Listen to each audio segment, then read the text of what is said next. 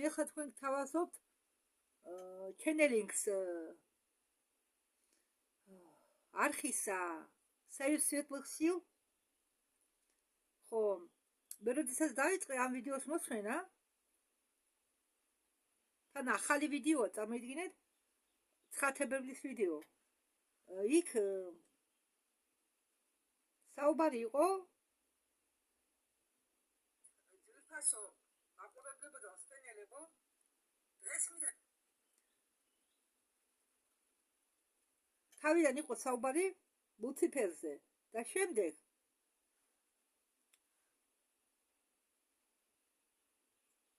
მე კიდაღა მივატოვე ამის მოსმენა გადათარგმნა მიდოდა ამიტომ უსმენდი დაბა რამე ისეთი თქვა ინფორმაცია რომელიც მე შემეძლო თქვენთვის წარმომედგინა და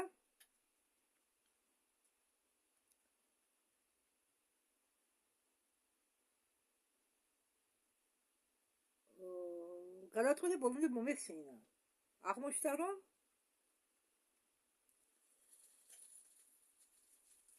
არ შემსწავლა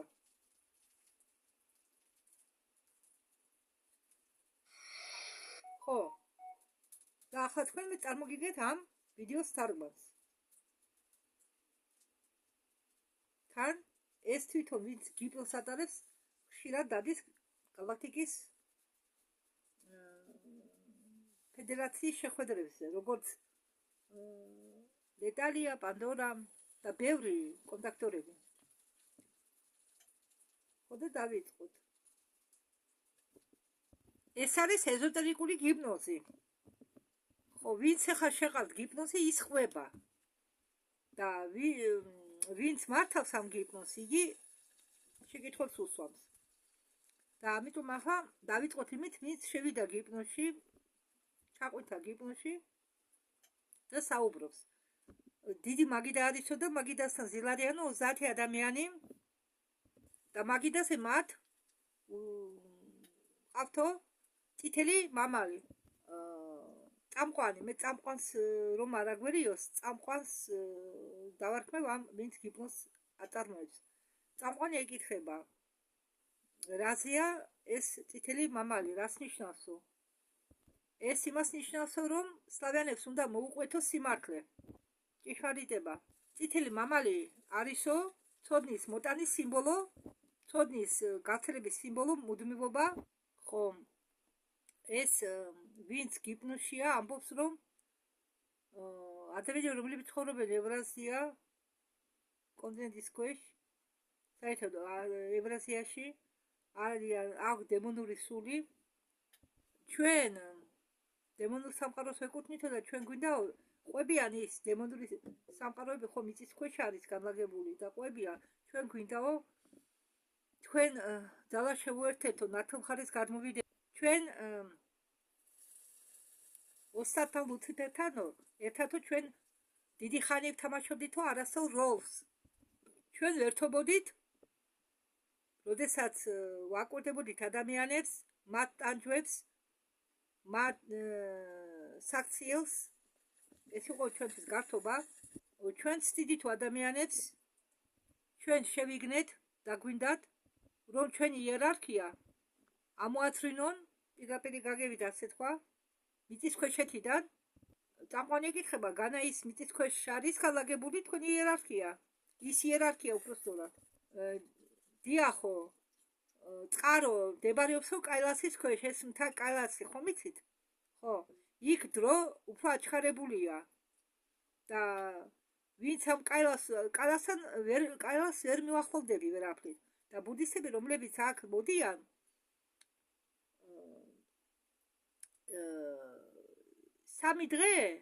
სამ დღეში ბერდებიან 2 კვირით უпростоრად სამ დღეში ბერდებიან დროის სიჩქარა მიდის რომ 3 დღე უდრის 2 კვირას იქ არის ოქროს წყინავი სფერო წამყვანი ამბობს რომ ერნს ბულდაშევი ბევრ რამეს ყვებოდა და ამბობდა რომ იქ ცხოვრობენ ატლანტები ეს ამბავი იყო მოწოდებული ტიბეტური წყაროდან და ატლანტებიო ამ ტიბეტური წყაროს მიხედვითო იყვნენ გაღმერთებულიო წამყვანი ეკითხება, იქ მართლა ატლანტები ძილარიან თუ ძინავთ? კაილასის ქვეშო, რა ხდებაო იქ? ეკითხება, ვისაც გიპნოზი მიყავს, წამყვანი. არა, ატლანტებს არც ძინავთ, არც ძილარიან, ისინი იმყოფებიან ეფირში. წამყვანი ეუბნება, ისინი წვრილ დონეზე ცხოვრობენო? დიახ, ეს მასე არისო. ვინც გიპნოზშია, ის ამბობს, რომ ქვევით პატიჟებენო, უნდა ჩავიდეო. წამყვანი ეკითხება, შენ გიდა იქ ჩახვიდეო, შენთვის უსაფრთხოა იქ ჩასვლა? თავს როგორ ცნობო? კი, ჩასვლა მინდაო და ჩემთვის საფრთხეს არ წარმოადგენსო იქ ჩასვლა. აქ ძალიან ბევრი წიგნიაო, ამბობს ის, ვინც გიპნოზშია. მე დავარქვა კლიენტს. ეს არისო ძველი წიგნები. ეს მთაო, კალასის მთა, თვითონ ქვის არისო, ქვის ბლოკებიდან აშენებული თუ? რაც წარმოადგენსო ეს მთა? სად არის ეს ბიბლიოთეკა განლაგებული? ეს მთა არისო, კალასის მთა არისო, პირამიდის მაგვარი, ამბობს კლიენტი. აქ არის ძველი მუმიების სასაფლაო. კლიენტი ამბობს, მე ჩავედიო დაბლა და იქ რიგში არიანო განლაგებული ლუციფერი და მისი 36 მოწაფეო. ხო და ეს 36 რიცხვი რომ შეაჯამოთ ერთმანეთს, 3 + 6 არის 9 და ეს 3, 6-იანი და 9-იანი არისო რაღაც საკრალური ციფრები. ისინი ხომ 36 არიანო და 3 + 6 არისო 9. წამყვანი ეკითხება, ეს საკრალური რა მხრივ არისო, პოზიტიური მხრიდანო თუ ნეგატიური მხრიდანო? სარდიო ეს ინფორმაცია მიიღო. ეს კლიენტი ამბობს, რომ ეს არისო კოდი ცენტრალური მზის, რომ ესე იგი ცენტრალურ მზეს შეუერთდეო, მაგის კოდიაო ეს ციფრები. წამყვანი ეკითხება, სად არისო განლაგებული ეს ცენტრალური მზე? კლიენტი უპასუხობს, რომ ეს ცენტრალური მზე არისო განლაგებული სამყაროს ცენტრში. და საერთოდ, როდესაც მე თქვენ გითარგმნით რამეს და იქ საუბარია მზეზე, ის მზე არ არის ჩვენ თავიზებით რომ ბრწყინავს. ჩვენ იაჩეკაში 3 მზე, ხელოვნური მზე, ნატურები დაფრინავენ. დიახ, 3 ნატურა კიდია ჩვენ თავზე. და ის რომელიც ჩვენ გონია ვარსკვლავები, იგიც ნატურებია. თორემ ნამდვილი ვარსკვლავები ერთ ადგილზე არ იქნება ამდენი წლის განმავლობაში. და როდესაც მზეზეა საუბარი კომპიუტერების მიერ, აქ საუბარია ჩვენი გარე მზებზე. ხო, ბევრია, ბევრი გალაქტიკა, ბევრი სამყაროა გარეთ. კლიენტი ამბობს, როდესაც ისინი სამათხში გამოვიდნენ, ისინი შევიდნენ სამყაროების მაგების სამყაროებში. შევიდნენ მაგების სამყაროებში. არისო ასეთი სამყარო, მაგების სამყარო. იქ ყველა დადისო სხვადასხვა ძველებური ზღაპრებში ხომ გინახიათ, მაგებს რო პლაშები აცვიათ, ნაკიდკები. აი ასეთი ნაკიდკები დადისო სხვადასხვა ფერი ნაკიდკებით ყველა იქ, ყველა მაგები. ხო, წამყვანს ნარქმევა პაშა და ისე უნება, რომ თურმე ეს წამყვანიც ყოფილა გასახელებული იმ მაგების სამყაროში და ამ წამყვანის ეს ყოფილა 53 განსახილება, მაგრამ 12 ასპექტები ყავდა, 12. ისეთი განსახილება და 12 ასპექტი იქ, იმ სამყაროში. და შენ ქონდაო ცისფერი პლაჟი. და როდესაც ჩვენ მოხდით ამ სამყაროში, ყვებიან ლუციფერის მოწაფე ყვება, ჩვენო ვისწავლეთო გეომეტრიული საკრალური გეომეტრია. ვისწავლეთო რიცხვები საკრალური. კლიენტი ამბობს, რომ მაგრამ მაგათ თვითონა დედამიწის მიმართ არა აქვთო. მაგათ შეუძლიათ ენერგიები მხოლოდ კაილასზე გაუშვანო. და რომ თავიანთი ენერგიები გაიყვანონო მესამე განზომილებაში ჩვენთანო. ახლა რა ის მესამე მეტიცა, მაგრამ პატრონის დახმარებით უნდა გააკეთონო ეს. ელის დახმარებით. ეს ელი ქვია ლუციფერსო და მხოლოდ ლუციფერის დახმარებით შეუძლიათო თავიანთი ენერგიები გაიყვანონო დედამიწაზე. ვინ არიანო ისინი ეკითხება წამყვანი და კლიენტი პასუხობს, რომ ისინი არიან ლუციფერის ცოლებიო. კლიენტი ამბობს, რომ ის მაღალი ხუთი სულიო არიანო ისინი არიანო ესე იგი ლუციფერის მოწაფეები ატარებენ ყვითელ ქუდებს და ეს ყვითელ ქუდებიანი ზევითო კიდე არიანო ხუთი სული, მათი უფროსები არიანო ხუთი სული. მე მიდოდა თქვენთვის მეჩვენებინა ყვითელთარიანები, მაგრამ მაგას მე ბოლოს განახებ. ყვითელქუდიანები უბრალოდ ლუციფერის მოწაფეები ატარებენ ეს ბუდისტები. ბუდისტებად მოაქვენ თავი და ატარებენ ყვითელ ქუდებს. რაც ნიშნავს იმას, რომ არიან ლუციფერის მოწაფეები. ერთი მათგანი ამ ხუთი სულისაგან იყო ბნელ მხარეს და ამ დანარჩენ 4-საც თავისკენ იზიდავდა ხოლმე. და ეს ბნელი მეხუთე სული, რომელიც შავბნელ ძალებს ემსახურებოდა, გამოვიდა, მოინანია თავისი მდგომარეობა და ახლა არის მაღალ დონეზე. და წამყვანი ეკითხება, რაზე ახდენსო გავლენას ეს სული? ეს მეხუთე სული, პასუხობს კლიენტი, ზეგავლენას ახდენდაო ადამიანის დეგრადაციას. ესე იგი ხელს უწყობდაო ადამიანის დეგრადაციას. მოქმედებდაო და ადამიანს უბიძგებდაო ნეგატიური მოქმედებისკენ. რა არის ეს ნეგატიური მოქმედება? ძალადობა, ინსტინქტები მიწიერია, ცხოველურსაც ვერ დაარქმევ. იქ ამბავი, ესე იგი სულ გულაობა უნდა. ზოგი ცხოველთან კი შედის საქმეში. პატარა ქუდობები, ყაჩაღობა, გინება, ლოთობა, ნარკოტიკები, სიგარეტის მოწევაც კი ეკუთვნის ამას, ამ დაბალ ვიბრაციებს. ყველაფერს უწყობდა ხელს, რაც კი არსებობს დაბალ ვიბრაციულ. იმდროს უწყობდა ხელს, ადამიანს აიძულებდა, ასე მოქცეულიყო. აძლიერებდა რა, ამ გრძნობას უჩენდა ადამიანს. და დანარჩენი 4 უბრალოდ აკვირდებოდა, შორიდან უყურებდა ამას ყველაფერს და არ ერეოდნენ ამ მეხუთე სულის საქმეში. წამყვანი იკითხება კლიენტს, კი, მაგრამ მაშინ სატანა ვინ არისო მათთვის? ესე იგი, ლუციფერი ცალკე პიროვნება ჩვენ, მაგალითად, ბიბლია გვეუბნება, ეკლესია გვეუბნება და საერთოდ ვინც რელიგიურ ეგრეგორშია, მათ ეუბნებიან, რომ ლუციფერი, სატანა და ეშვაგი ერთ და იგივეა. მაშ ვინ არისო? სატანაო, ეკითხება წამყვანი მათთვის. ან ვინ არისო ელ, როგორც თქვენ ამბობთო? კლიენტი პასუხობს, ელ ეს არისო ლუციფერი. სატანა კი არისო უფრო დაბალი დონე ყოფისაო. ესე იგი, სატანა ყოფილა ლუციფერზე დაბალი. დაბალ დონეზე, ლუციფერზე უფრო დაბალ, კიდე უფრო დაბალ დონეზე.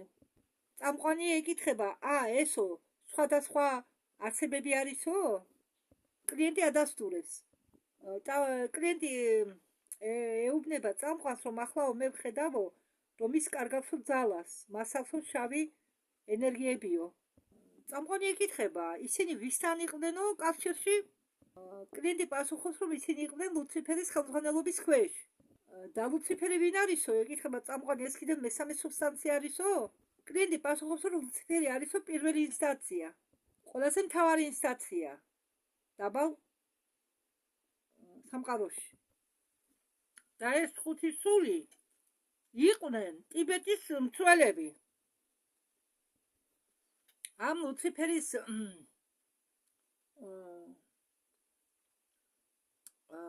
აგრე თქვა ტერიტორია განლაგებულია კაილასის მთის ქვეშ.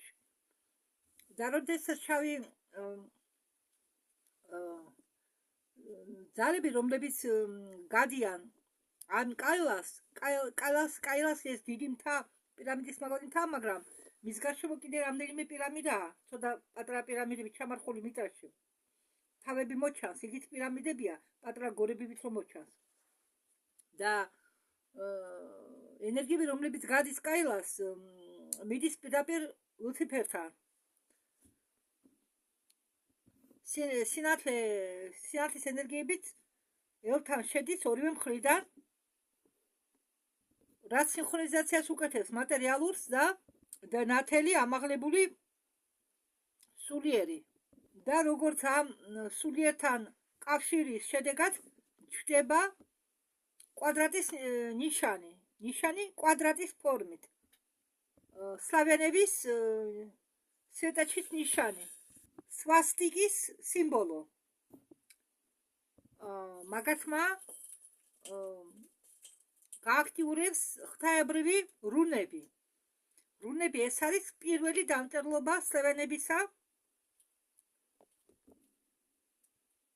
და მიდის მათი გაწმენდა. და ყველა ეს მოწაფეები ლუციფერის 36 ყვითელ ქუდებიანი, ხო, ყველა 36-ს აქვთ თავზე ყვითელი ქუდები, გაჩვენებთ მე. და 7 სული დამცველები დგან არიან სინათლის ხარეს. და ყველა მოწაფეებს ამ მოცემული ერთიანობისა უпроსტად მონაწილეებს არიგებენ რჩევებს, აჩვენებენ გზას მაქრების ხედვის დახმარებით.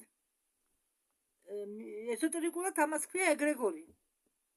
ავტომობილი ნიშნავს მოძრაობას ცხოვრების გზაზე. თუ ადამიანს თუ ჯიპის მაგვარი მანქანას აჩვენებენ, ესე იგი ადამიანი კარგად სწორად გადის და ხარისხიანად გადის თავის გზას და უძრეს თავის ცხოვრების გზაზე გამოცდებს. აგრეთვე რაღაც მონეტებია. კიდევ ისინი ყვებიან, რომ თითქოს ახლო მომავალში ზვიგენები ხდებოდნენ იქნება ჩვენ დროს. წამყვანი ეკითხება, და ეს რა ნიშანიაო, რომ ზვიგენები ხდებოდნენ იქნებაო? როდესაც ზვიგენები ხდებოდნენ იქნებაო, პასუხობს კლიენტი, ეს ნიშნავს, რომ მესამე განზომილებისთან წერტილთან ვართო მიახლოებული. და ეს ნიშნავს, რომ ყველა აგრესიული ცხოველები, თევზები გადავლიანო სხვა დიაპაზონში. წამყვანი იკითხება, ესე იგი მომავალში აგრესიას ადგილი არ უნდა ქონდესო. კლიენტმა დაადასტურა. კლიენტი ამბობს, რომ ახლა ფილტრაცია გაუკეთდება წყლის მომბინადრეებს. კლიენტი ამბობს, რომ აჩვენებენ, რომ დარჩებიანო გველეშაპები არა, ვეშაპები და დელფინები. ხო, დიდი დუდუმწოვარა თევზები, დარჩებიან ის თევზები, რომლებიც პატარა თევზებით იკვებებიან, მაგრამ ის მხეცი თევზები, რომლებიც იკვებებიან დიდი თევზებით, ისინი წავლიანონ.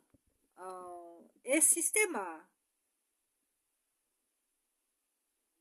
ვინც წარმოადგენს მხეც თევზებს, ამათი ტრანსფორმირება მოხდება. ხო, და გაწმენდა დაიწყება ზღვებიდან და ოკეანებიდან. დარჩება მხოლოდ წვრილი მხეცები, პატარა მხეცები.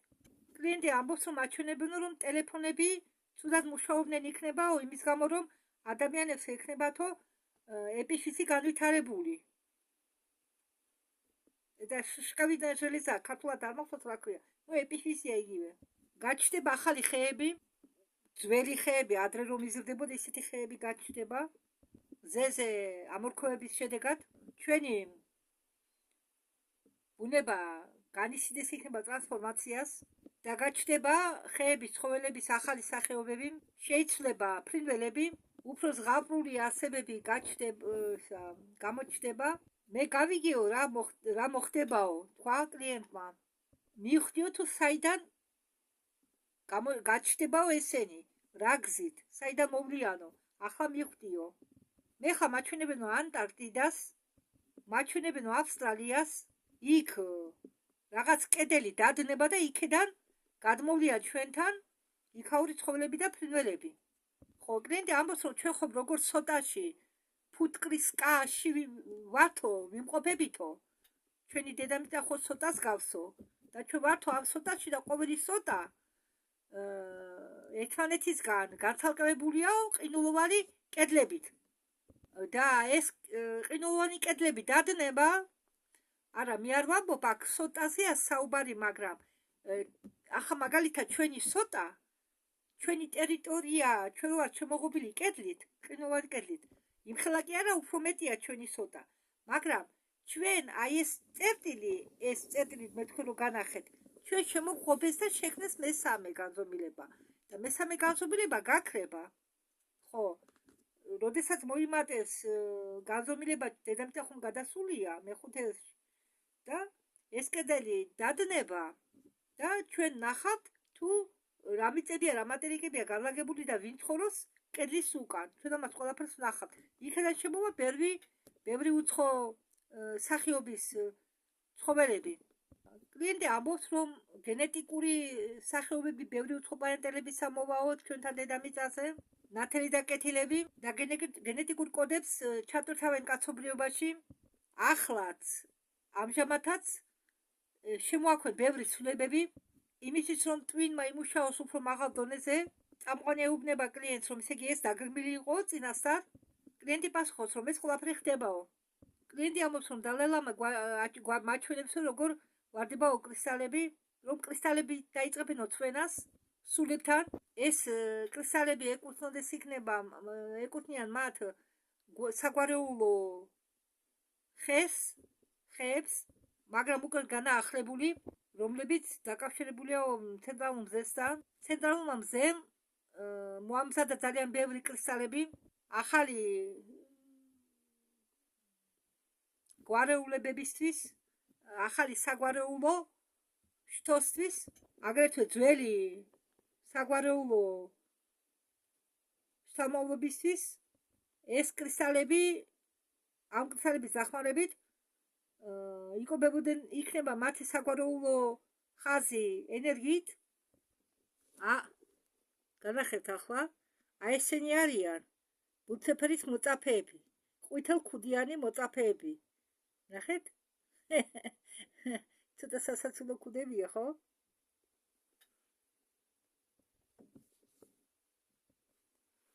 ახლა ვინც იბადება ბავშვები, მაგათ გენებში არის ჩადებული სიმაღლე. ახლა ვინც დაიბადება, ისინი იქნებიან მაღლები 2 მეტრო, 2 მეტრ ნახევარი. დიახ. ახალი თაობა იქნება მაღალი თაობა. გულისხმუნთი იქნება უფრო ძლიერი, ამ თაობას გულისხმუნთი ექნებათ უფრო ძლიერი. ფრჩხილები ეზრდებოდეთ იქნება ნელა, შედარებით ნელა ვიდრე ძველ თაობას ეზრდებოდა. თმები ექნებათო გრძელი, ახალ რასაზეა საუბარი. ეპიფიზი მუშაობდეს იქნება უფრო მაღალ სიხშირეებზე. ცხოველებთან ექნება ახალ თაობას ტელეპათიური ურთიერთობა.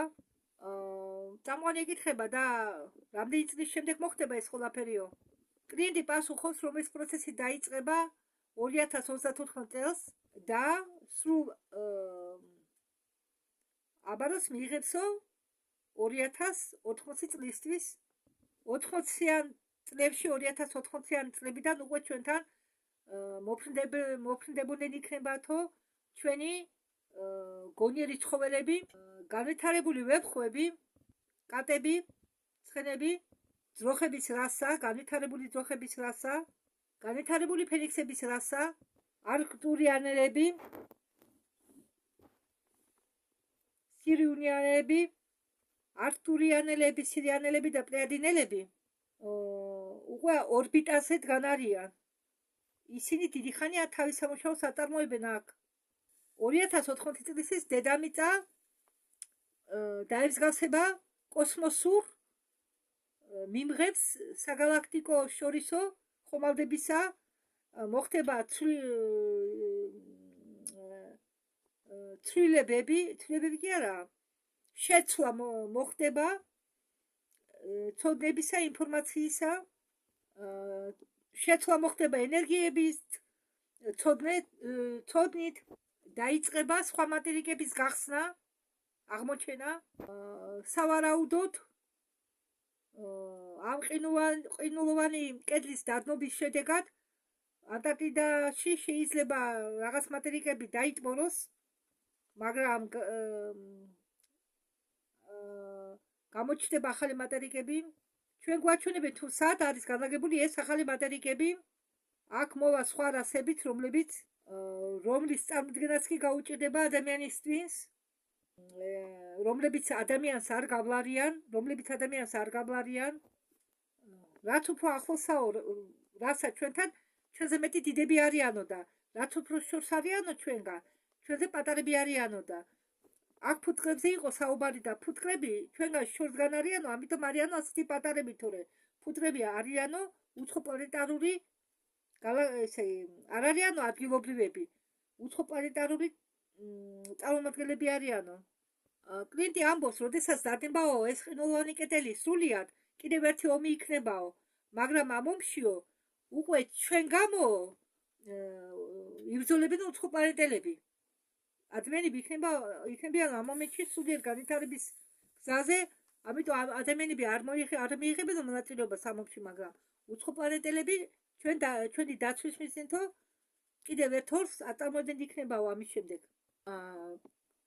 წამყვანი ეკითხება კლიენტს, ღმერთები, ანუ უცხო პლანეტელები ჩამოდიანო დედამიწაზე, რომ ჩვენ ამ პროცესების ჩართვაში დაგვეხმარონო ან რამე სხვა დახმარება გაგვიწიონო. ახლა ვიბრაციები დედამიწაზე იწყებს ამაღლებას და ნათელი რასები მაქსიმალურად ცდილობენ ზეგავლენა მოახდინონ დედამიწაზე. ჩნდებიან ხოლმე და ახლო მომავალში იქნება კონტაქტი. მოდი ჩვენ ამ ნოტაზე დავამთავროთ. მადლობა ყურადღებისთვის.